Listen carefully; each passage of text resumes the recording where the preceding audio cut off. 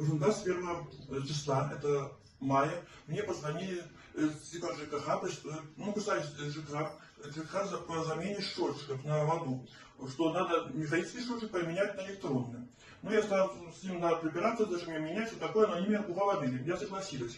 И сказали, что пришлют, потому что мне два кода. Первый код будет номер договора, второй код номер счетчика. Через пару минут уже пришли это коды. Но я там так полностью не прочитал, но вижу цифры самые. И она перезвонит мне, правильно диспетчер назвала мне эти коды, я им продиктовала.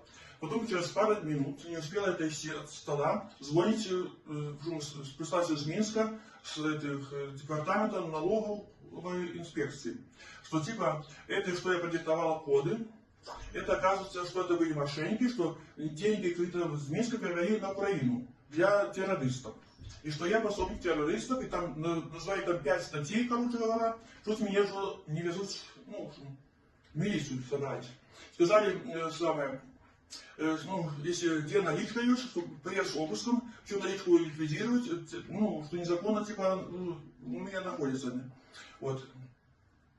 Потом, что он сказал, ладно, что ты первый раз будем писать пояснительную. Когда другому человеку передал телефон, там другой человек мне диктовал по телефону, как что мы написали 1,5 страницы. Ну, там с этими статьями всякими, что, ну, что все подробно. И он сказал, что написали мы пояснительную, и деньги привезли в Минск. Ехать на такси на центральном вокзале, и они позвонят, куда мне дальше ехать. Из Минска, ну, в Минске там. Вот. Но они постоянно мне звонили, потом, короче, я им сказал, что, ну, что согласилась, типа, но я уже понял, что это были, ну, мошенники. Но они никак не могли, ну, отвязаться от них не могла.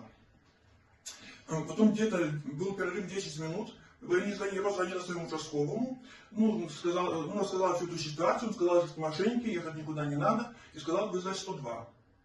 Вот. И потом они приехали, наши, в общем, милиция, и мы там все решили эти вопросы.